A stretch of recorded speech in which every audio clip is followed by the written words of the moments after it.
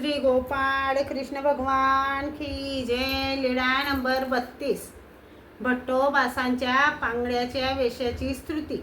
भट्टोबास भिक्षा करून गंगे काठी जेवले। जेवल्यानंतर भट्टोबासांनी राखेचा टिळा लावला, पायाला पाटे बांधले, मग पांगड्यासारखे प्रार्थना करू लागले। अहो श्री चक्रधरराया, मी दुरून आपली आठवण करणारा ब्राह्मण। हिरवी झाडे, पांढरी देवळे, क्रमत आला जी जी आपण पांगड्याला पाय देता, आंधळ्याला डोळे देता, मुक्याला वाचा देता, बहिऱ्याला कान देता, पंख नसणाऱ्याला पंख देता, अशी आपली कीर्ती ऐकून आलो होय श्री चक्रधरराया।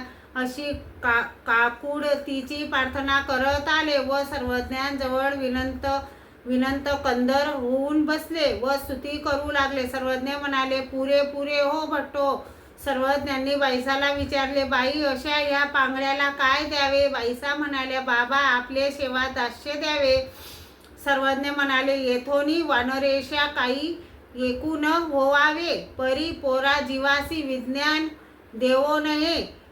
तेव्हा औसा म्हणाली, जी स्वामी जगन्नाथा, सेवा ही नागदेवाची आणि दास्यही नागदेवाचे, तरी आम्ही काय करावे जी स्वामी जगन्नाथा? सर्वज्ञ म्हणाले, दासोह न पुरे नायका। यावर सर्वज्ञांनी फुटाणे करांचा दृष्टांत निरूपण केला। कोणी एकू फुटाणे कारू असे, तो चणे यासी ओल दे भिजती, मग एकू वाढू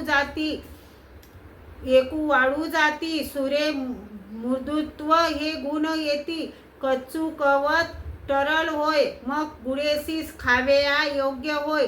तसे परमेश्वर जीवास बोध दातृत्व करून शब्द ज्ञान देतात, अपरोक्ष ज्ञानाला योग्य करून अपरोक्ष ज्ञान देतात। तसे सामान्य ज्ञान विशेष ज्ञान होऊन प्रतियोग्य करतात। पण एखाद्या चणा भिजल्यानंतरही फुगत नाही, त्याचे फुटाणे होत नाही, तसे तो जीव ज्ञान होऊनही परमेश्वराच्या आज्ञेप्रमाणे आचार करत नाही, त्याला परमेश्वर जन्म मृत्यूच्या बंधनातून मुक्त करून मोक्ष देत नाही। श्री गोपाळ कृष्ण भगवान की जय।